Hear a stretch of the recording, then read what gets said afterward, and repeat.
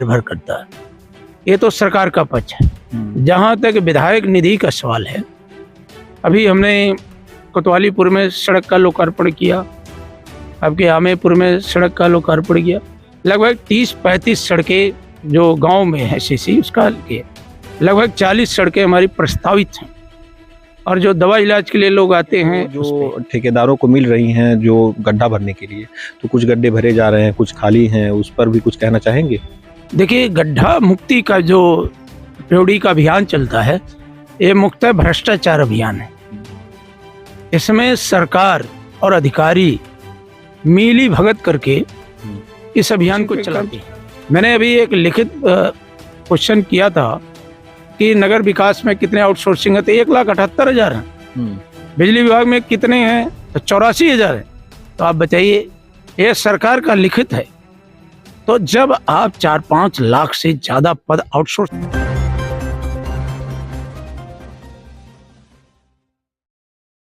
नमस्कार, तेज न्यूज देख रहे हैं आप। मैं हूं आपके साथ विनोद राजभर। इस वक्त मैं मौजूद हूं सेनपुर में। विधायक जी डॉक्टर संग्राम यादव की आवास पर मैं मौजूद हूं, और आज काफ़ी दिनों बाद विधायक जी जो है विधायक जी से मुलाकात हुई है, तो हम लोग सोचे कि एक बार इनसे बातचीत कर लिया जाए, क्योंकि पिछले कुछ दिनों से तबीयत विधायक जी की भी खराब थी और बाबू जी की भी खराब थी। तो क्षेत्र में जो है एक तरह से शोक की लहर थी, लोग काफ़ी परेशान थे। तो विधायक जी से अपने बातचीत हम करते हैं। विधायक जी, तो पहले तो हम आपका हाल चाल लेना चाहेंगे। काफ़ी दिनों से आपकी तबीयत खराब थी, जनता से क्या कहना चाहेंगे? देखिए, सच है कि बाबू जी की तबीयत खराब थी, और बाबू जी अस्पताल में भर्ती भी थे, महीनों तक भर्ती रहे। क्षेत्र से बहुत लोग गांव-गांव से गए मिलने। समाजवादी पार्टी के राष्ट्रीय अध्यक्ष माननीय अखिलेश जी खुद आए थे, लेकिन ईश्वर के आशीर्वाद से और जनता के आशीर्वाद से बाबू जी पूर्णतः स्वस्थ हैं। जहाँ तक मेरा सवाल है, वो डॉक्टरों की कुछ हिदायत थी। लोकसभा के चुनाव में काफ़ी रात दिन मेहनत के बाद जो थोड़ा सा कुछ कमजोरी महसूस हो रही थी, तो डॉक्टरों ने कहा कि आप अपनी दिनचर्या कंटिन्यू करिए और कोई दवा लेने की जरूरत नहीं है। तो मैं तो आपके सामने काफ़ी दिनों से एक्टिव हूँ। पूरे सारी शादी विवाह लगन में सब में था। बस थोड़े दिन के लिए गैप, व्यस्तता के कारण जो है थोड़ा सा गैप रहा। और चूंकि लोकसभा का चुनाव हाल ही में हुआ था, तो उसके बाद तो शादी ब्याह का दौर चला, तो उसमें व्यस्तता। फिर आया अभी ठंड में, तो कल पॉलिटिकल प्रोग्राम तो हुआ, ये सरबूथों से लोग आए थे। तब ऐसा सब प्रभु की कृपा से ठीक है। विधायक जी, इस समय अतरौलिया में विकास की बात कर लें तो क्या आगामी प्लान क्या है, और बीते दिनों में आपने जो है अभी इस विधायकी में क्या क्या किया है?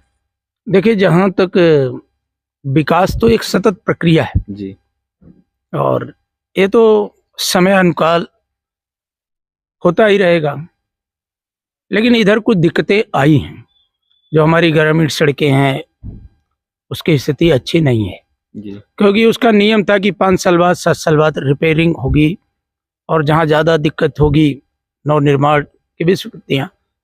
तो अगर आप पूरा डाटा उठा के देखेंगे, हमारी खुद लगातार विभाग से भी बात हो रही है, इधर बहुत दिनों से आजमगढ़ में सड़कों के पिछले वित्तीय वर्ष में एक भी पैसा नव निर्माण के लिए स्वीकृति नहीं आई। जो सड़कें हैं नवनिर्माण पे तो आया ही नहीं।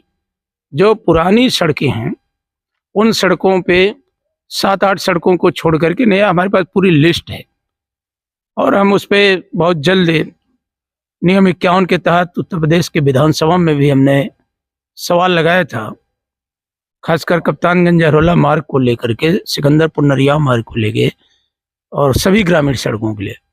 तो सरकार से जवाब आया है कि वित्तीय संसाधनों की निर्भरता पर निर्भर करता है।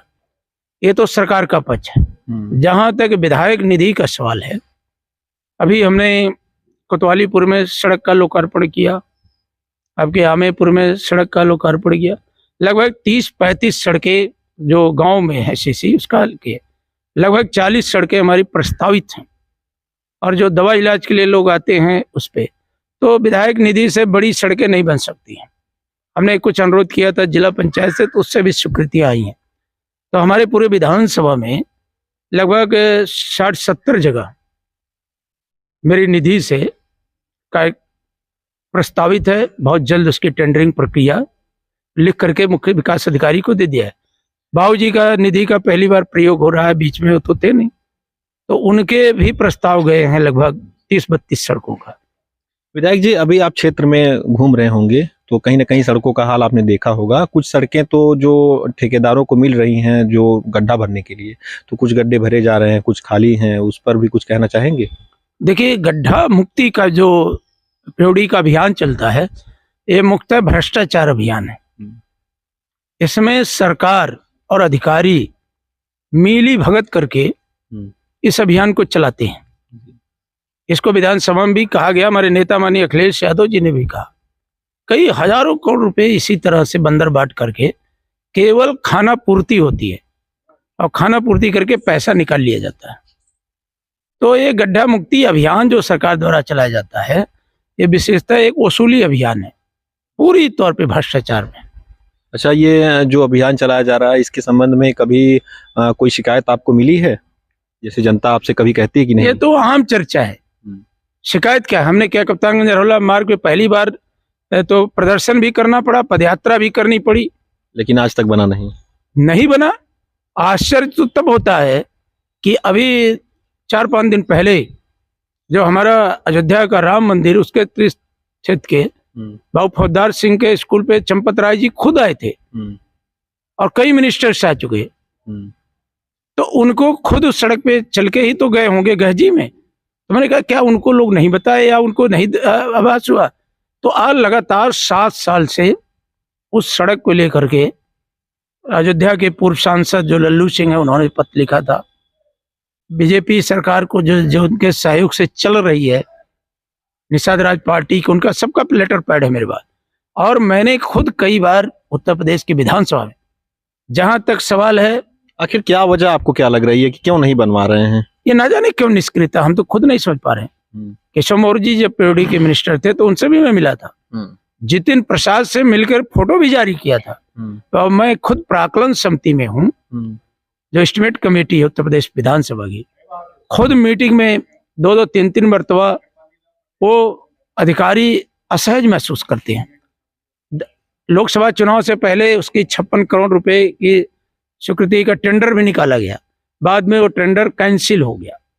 आज हालत ये है कि अधिकारी स्वयं महसूस कर रहा है। मेरी गाड़ी में खुद प्रमुख अभियंता का पूरा चिट्ठी है कि ये सड़क चलने लायक नहीं है, लेकिन जब वो अनुरोध करते हैं तो वहां से लिख के आ जाता है कि वित्तीय संसाधनों की। मेरे खुद इसी सत्र में जो अभी बीता है 17 तारीख को, जब मैंने नियम 51 के तहत लाया था, तो उसका जवाब आया है। चूंकि मुख्यमंत्री को जवाब देना था, तो उस दिन सदन अव्यवस्थित हो गया बाबा साहब अम्बेडकर के जो गृह मंत्री की टिप्पणी आई।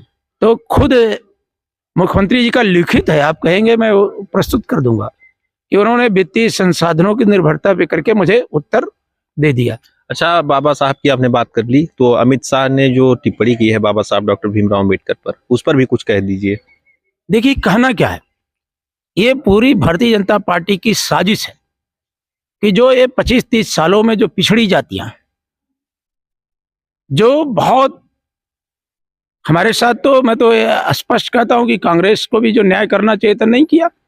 अगर मंडल आयोग की सिफारिशें पहले लागू हो गई होती, जाति जनगणना पहले हो गई होती, तो इतनी समाज में विषमता न पैदा होती।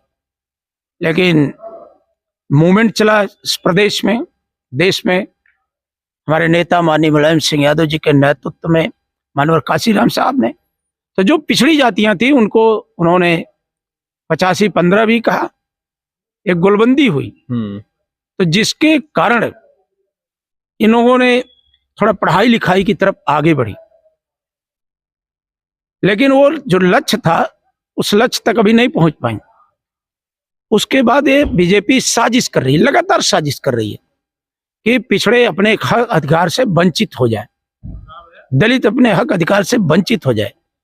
इसलिए यत्न प्रयत्न करके जो भी नियुक्तियां आती हैं, एक तो सारी नियुक्तियां आउटसोर्सिंग पे कर दिए।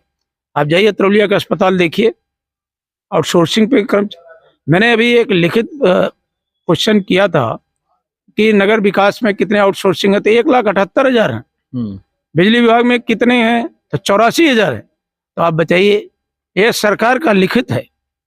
तो जब आप 4-5 लाख से ज्यादा पद आउटसोर्सिंग पे दे दियो, तो आप यही बात तो हमारी पार्टी कहती है कि आप बाबा साहब के संविधान में यकीन नहीं रखते हो। यदि इसकी ये संविदा नियुक्ति करते या परमानेंट नियुक्ति करते तो इसमें जो पिछड़ों का कोटा है, जो दलितों का कोटा है, वो तो भरा जाता। जब आप ट्रेजरी से भुगतान करते हैं, आउटसोर्सिंग के जो ठेकेदार प्रथा ये लाए हैं, जब आप ट्रेजरी से भुगतान करते हो तो आपको संविदा करने में क्या है।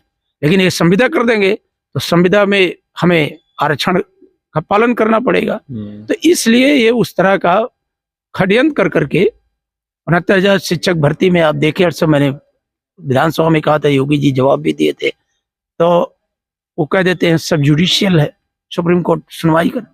तो वही राष्ट्रीय पिछड़ा वर्ग आयोग ने कहा कि नहीं, आप नियुक्ति दीजिए।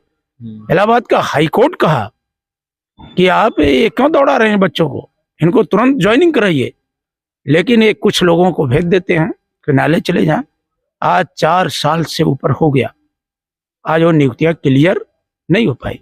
तो भारतीय जनता पार्टी का चेहरा ही पिछड़ा और दलित विरोधी है, सामंती मानसिकता की है। वो कहते कुछ हैं और करते कुछ हैं। अगर गृह मंत्री कहते हैं कि ये नाम, अमुक नाम लिए होते तो कई जन्म उद्धार हो जाता, हमें उस नाम से क्या परहेज है। लेकिन आप भी तो एक लोकतांत्रिक देश में रहते हैं। भारत के अंदर बाबा साहब को जिस बात की चिंता थी कि आजादी के बाद जो हमारे लोग हैं, जो पिछड़े हैं, दलित हैं, आदिवासी हैं, वनवासी हैं, कमजोर हैं, सामंती ताकतें, रजवाड़े, इनको पढ़ाई और शिक्षा से दूर कर देंगे, वंचित कर देंगे, हक अधिकार से वंचित कर देंगे। तब उन्होंने देश में एक लिखित संविधान पूरी मसौदा करके किया। देश के सारे बुद्धि दुनिया के देशों से जो अच्छाई थी उन्होंने, तो आज उस संविधान के नायक के प्रति इनकी ये टिप्पणी इनकी ओछी मानसिकता को दर्शाती है। और जो हमारा विपक्ष कहता है कि ये निश्चित तौर पर जिस दिन तो कहिए कि लोकसभा के चुनाव में इन्हें उतना बड़ा जनादेश नहीं मिल पाया, जिसके कारण संविधान बदलने की जो इनकी प्रक्रिया थी वो थोड़ा रुकी। लेकिन 1 नेशन 1 इलेक्शन कहाँ पर, जब क्षेत्रीय पार्टियों का अस्तित्व नहीं रहेगा तो गरीब ये मुद्दा कहाँ बन पाएगा। आज उन्हीं क्षेत्रीय पार्टियों के सहयोग लिए हैं उत्तर प्रदेश में और देश में भी लिए हैं, और उन्हीं को खत्म कर रहे हैं। अब तो देखे, अब चुनाव हुआ, किसी क्षेत्रीय पार्टी जो इनको सपोर्ट करे उनको तक कुछ टिकट नहीं दिया। तो भारतीय जनता पार्टी दलित विरोधी भी है, पिछड़ा भी विरोधी है, विकास विरोधी है, और यूं कहिए तो जो अगड़े वर्ग के लोग हैं, जो भारत के संविधान में यकीन रखते हैं, आज उनके भी बेटे बेटी का तो हक मारा जा रहा है। लेकिन किन्हीं कारणों से जो एक जन आंदोलन खड़ा होना चाहिए वो नहीं हो पा रहा। अच्छा, युवाओं के मुद्दे पर थोड़ा सा बातचीत कर लेते हैं। युवाओं को लेकर के जिस तरह से युवाओं में मायूसी है, 2 करोड़ हर साल रोजगार देने का वादा किया गया था, उस पर क्या कहना है? देखिए, वो तो वादा हवाई साबित हुआ। आपने देखा होगा कि अभी जो भर्ती आई, पुलिस भर्ती की, 50 लाख से ज्यादा युवा उत्तर प्रदेश का पुलिस भर्ती में शामिल हुआ। पेपर भी आउट हुआ। हमने मुख्यमंत्री के सामने विधानसभा में कहा था, किसी तरह से परीक्षा कराए भी तो आप बताओ 48 लाख से ज्यादा युवा फेल भी तो हुआ। आखिर उनके भविष्य के लेके सरकार को चिंता होनी चाहिए कि नहीं होना चाहिए। तो सरकार हमारे उत्तर में बताई थी कि हम 5,500 से ज्यादा कुशल लोगों को इजराइल भेज दिए। सोचो आप, ये कह सकते हम दुबई भी भेज दिए, सऊदीया भेज दिए जो लोग, तो वो कह रहे हैं कि नहीं हम इजराइल भेज रहे हैं। कितने लोगों को? 6,500 लोग। तो सरकार पूरी तौर पे दिशाहीन है। नौजवान शिक्षा को इतना महंगा करते रहे कि आम व्यक्ति पढ़ाई से तो वैसे भी दूर हो जाएगा। ये अनावश्यक उलझा दिए हैं देश के लोकतंत्र को, और देश के पिछड़े वर्ग के लोगों को दीवा स्वप्न दिखाते हैं कि वो उसी में उलझ करके अपने हक अधिकार के लिए लड़ाई ना लड़ पाए। हम तो कहते हैं कुछ मत दो, केवल शिक्षा का रास्ता खोल दो, नौजवान खुद पढ़ लिख करके आगे बढ़ जाएगा।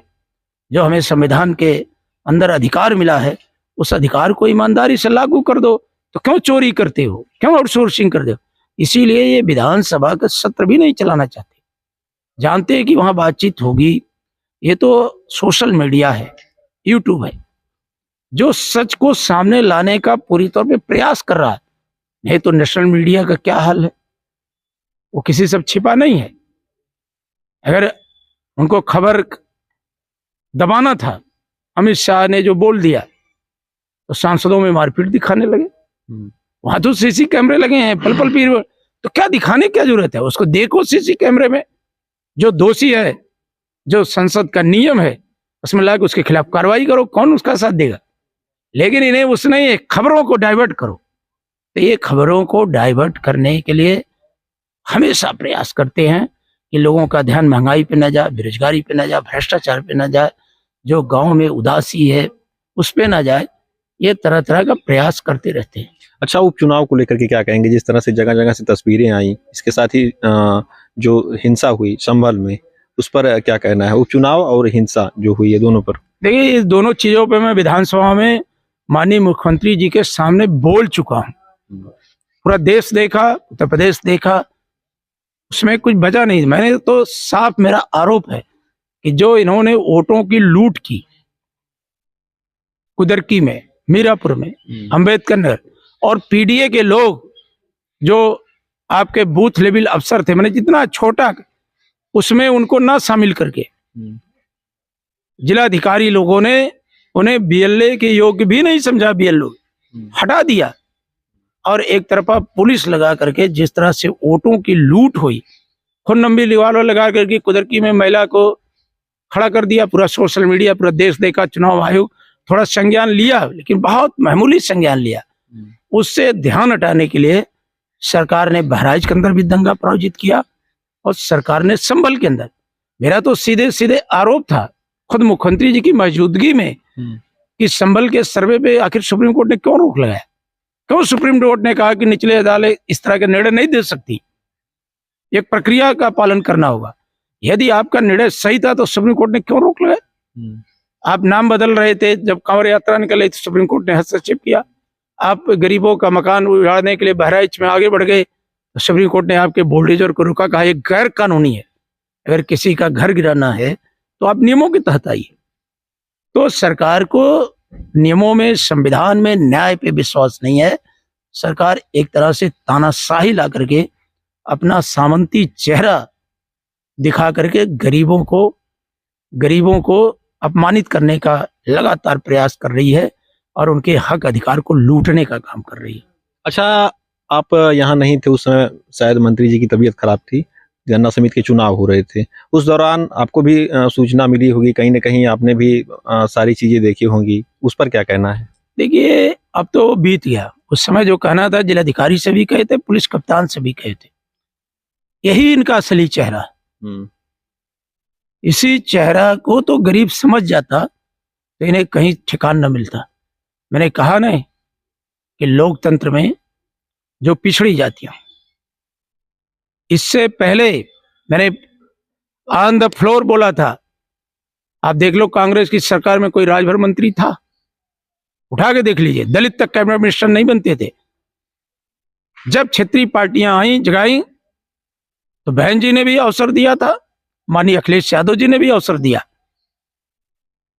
और जाके इनके अंदर जागरूकता भी। चौहान का बेटा भी मंत्री बना, राजभर का बेटा मंत्री बना, चमार पासी का भी बेटा बना, यादव का भी बेटा बना, प्रजापति का बेटा, विश्वकर्मा का बेटा बना। तो जितनी पिछड़ी जातियां थी, इनके अंदर चेतना जगाने का काम इन पार्टियों ने किया। आज के किस हालत में ले जाके बहन जी को खड़ा कर दिया कि अम्बेडकर पे टिप्पणी होती है, उसके एक हफ्ते बाद उनका प्रदर्शन होता है। क्या सोच विचार कर रही थी हमारी पार्टी? हमारे नेता माननीय अखिलेश यादव ने तुरंत निर्णय लिया। उधर टिप्पणी नहीं हुई, इधर समाजवादी पार्टी ने डट करके लोकसभा में भी विरोध किया, विधानसभा में विरोध किया, सड़कों पर चल के विरोध किया, जिलों में ज्ञापन दिया गया कि हम इसको बर्दाश्त नहीं करेंगे।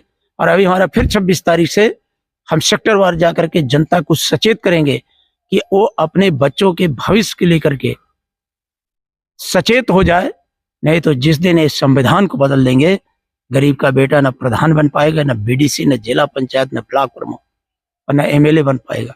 अच्छा, आप क्षेत्र में लगातार घूम रहे हैं, क्या आप जनता की ऐसी कोई प्रतिक्रिया आती है मतलब सरकार के खिलाफ, या फिर ऐसा कुछ आपको लगता है यहाँ अतरौलिया विधानसभा में? सरकार से तो सब लोग नाराज है। 4 महीने पहले रिजल्ट आया, सरकार तो हारी है। सरकार यहाँ भी हारी है, अम्बेडकर नगर भी हारी है, मऊ हारी है, बलिया हारी है, आसपास के जितने जनपद तो सरकार के खिलाफ। सरकार तो जिस दिन चुनाव का ऐलान होगा उस दिन पता चलेगा कि सरकार की क्या हैसियत है। तो सरकार तो हार ही गई है। ओम प्रकाश राजभर बड़ा तरौलिया में दौड़ रहे हैं, क्या लग रहा है आपको, क्यों यहाँ रुझान उनका ज्यादा है? आज भी शायद कार्यकर्ता बैठक है उनकी। वो अपने वजूद की लड़ाई लड़ रहे हैं। उनका बेटा कई लाख से हार गया।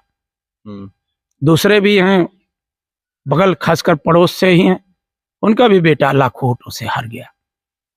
ये लोग अपने वजूद की लड़ाई लड़ रहे हैं। मुझसे एक आदमी ने कहा राजभर कमेटी का कि वही एक सरकारी वकील बता दें जो ओम प्रकाश राजभर किसी राजभर कमेटी को बनाए। हमारे ही क्षेत्र के शासकीय अधिवक्ता राजस्व कौन सी सरकार बनाई है उनको? तो अपने वजूद की लड़ाई लड़ रहे हैं, बेटी बेटा की लड़ाई लड़ रहे हैं। समाज की लड़ाई लड़ते तो आज तक किसी विश्वविद्यालय में कोई प्रोफेसर है उस कम्युनिटी का? क्यों नहीं बना पाए? उनकी भी पहचान कौन बनाया था, कौन पार्टी बनाई थी? या आज जो रामचंद्र राजभर जी हैं या रमाशंकर राजभर एमपी हैं या सुखदेव राजभर जी आसन पे विराजमान रहे हैं, तो क्यों नहीं बीजेपी आसन पे विराजमान करा देती? तो ये लोग अपने वजूद की लड़ाई लड़ रहे हैं। निर्णय लें, मैं तो कहता हूं मैं उनके साथ निर्णय तो लें। क्यों ये कहते हैं सड़कें खराब है? आपको तो अधिकार है, आप पंचायती मंत्री हो, गांव गांव सड़क पिटवाओ, सीसी रोड बनवाओ, जो कहो नए जानकारी हो हम प्रस्ताव दे दें। हमारे गांव की समस्या मैं आपको बता दूं, आपको शायद पहले भी मैं बता चुका हूं, इतने घुटने बराबर जो है पानी वहां लग जाता है बरसात के दिनों में। हमने भी मंत्री जी से कहा था और शिकायती पत्र भी दिया गया था हमारे गांव से, अभी तक उस पर वो कुछ नहीं कर पाए हालांकि, लेकिन बार बार दावा करते हैं कि हमको लिखित दो, हम 1 हफ्ते में करवा देंगे। तो कभी कोई आपका भी आदमी या फिर आपसे कोई संबंधित व्यक्ति की शिकायत किया हो, उसकी किसी समस्या का हल निकला हो? मैं आपकी बातों का स्वतः संज्ञान लिया था। मुझे दादर में भी, दिलपुर में, आप देखिए मुस्लिम बस्ती से प्रजापति बस्ती सब बनवाया था मैं, अभी पटरा की दलित बस्ती में बनवाया था। आपकी बात का मैं संज्ञान में लिया था, लेकिन ये जो हमने प्रस्ताव दिया है, मैं बहुत जल्द, जब ओम प्रकाश जी ने घोषणा कर दी तो मैं थोड़ा वेट किया। मैं तो अपने पिताजी का पंचायती राज मंत्रालय देखा हूँ, तो कह देते थे बनना शुरू हो जाती थी, टेंडर प्रक्रिया हो जाती थी। तो वो केवल कहे हैं, अभी कहीं निर्माण कार्य नहीं हो रहा, नहीं दिख रहा है कहीं पर। तो आप हमें बता दें, आ रहे हैं, पूछ लीजिए। तो नहीं, हम जब आप कहेंगे हम शुरू करा देंगे, हम खुद शुरू करा देंगे। नहीं, हम तो चाह रहे हैं कि आप जल्द से जल्द शुरू करा दें, क्योंकि आम जनता काफी परेशान है। और मंत्री जी से जय साहब हैं, मैं अभी आपसे मुलाकात करा दे रहा हूँ, वो जा करके नोट करके लेके आएंगे। मैं तुरंत धन स्वीकृत कर दे रहा हूँ, तुरंत। मुझे आप बताइए कहाँ की राजभर बस्ती है, कहाँ मौर्या बस्ती है, प्रजापति है, दलित है, कमजोर है, कहाँ भी सड़कें जो हमारी विधायक निधि से बन सकती है, उन सड़कों की मैं जिम्मेदारी लेता हूं। मैं उसको बनाने का काम करूंगा, बनाया भी हूं। अभी हमारी पार्टी के उपाध्यक्ष सिकंदर राजभर, उनके पूरे गांव बनाया, अभी मेरा स्वागत भी किए थे, लोकार्पण भी किया था। तो ऐसा नहीं है, यही तो मैं कहता हूं कि वो ढोक होते हैं ना, खेतों में खड़ी कर दिए जाती हैं, तो ढोक हैं। ओम प्रकाश राजभर ढोक हैं तो है ही है, करें तो लावे। तो ये जो आज आप खुद ये हमारा इंटरव्यू कर रहे हैं, हम लोगों को खुशी होती है। अभी आज कल धर्मेंद्र सांसद जी का आपने इंटरव्यू किया तो उन्होंने खुद देखा, चलाया। आप सब पे विश्वास है हम सबको, और इसलिए विश्वास होता है कि अब अपने लोग भी चलाना सीख गए। नहीं, पहले कुछ लोग थे इसमें, आज बड़े पैमाने पर जब हम लोग देखते हैं, बिहार में जाइए तो पूरा यूट्यूब हमारी कमेटी के लोग चलाते हैं। तो आज उत्तर प्रदेश में जो हमें न्याय मिल पाता है या जो हमारी बात जनता तक पहुंच पाती है, उसमें सबसे बड़ा योगदान यूट्यूब चैनलों का है, आप सबका है। आप सब तो इसी गांव क्षेत्र से निकले हैं। तो मैं तो कहता हूं, सरकार में उनके सामने भी कहता हूं, अभी तो सरकार में उनकी क्या हैसियत है वो खुद जाने, तय करें वो खुद। क्या उनके साथ हुआ मऊ में? हमारे साथ आए तो रिकॉर्ड वोटों से जीते। आज क्या हुआ उनके साथ तो खुद तय करना। मैं उन पर टिप्पणी नहीं करता, वो चाहे महीनों भर रहे हैं, चाहे जैसे रहे, मुझे कुछ नहीं, वो नेता हैं। लेकिन वो देखें तो कहाँ है, क्या वहां से अपने समाज को, या शिक्षक भर्ती में सब लड़के उनसे मिले थे और कहे थे कि हम ज्वाइन कराएंगे, कहाँ करा पाए? तो वो बीजेपी है, वो हमको आपको कुछ नहीं समझती। इसी यत्न प्रयत्न में तो लगे हैं कि जो आप पढ़ाई के प्रति आगे बढ़े, रहन सहन आपका अच्छा हुआ, सोच बदली। आखिर इनको हम कैसे पुनः उसी रास्ते पर ले जाएं जिसके कारण इनके बच्चे कल के बारे में ना सोच पाए। इसी व्यवस्था में तो लगे हैं, रात दिन लगे हैं, उनको नींद नहीं आती। अयोध्या में दलित का बेटा हो गया MP, कहां सो पा रहे हैं? तब तो गांव गांव जिले जिले मस्जिद खुजवा रहे हैं, क्योंकि वहां के लोगों ने हिस्टोरिकल फैसला लिया कि सामान्य सीट पर अवधेश प्रसाद को MP बनाया, क्योंकि लोगों की पेट की भूख जो है वो बहुत जरूरी है। स्वामी विवेकानंद से पूछा गया था धर्म क्या है, तो स्वामी विवेकानंद ने कहा था कि जो भूखे पेट हैं उनके रोटी का इंतजाम कर दो, धर्म अपने आप में व्यापक हो जाएगा। तो आज आपके बच्चों को, गांव के बच्चों को अच्छी शिक्षा की जरूरत है, अच्छे टेक्निकल एजुकेशन की जरूरत है। जो अब एजुकेशन परंपरागत है वो एजुकेशन से अब काम नहीं चलने वाला है।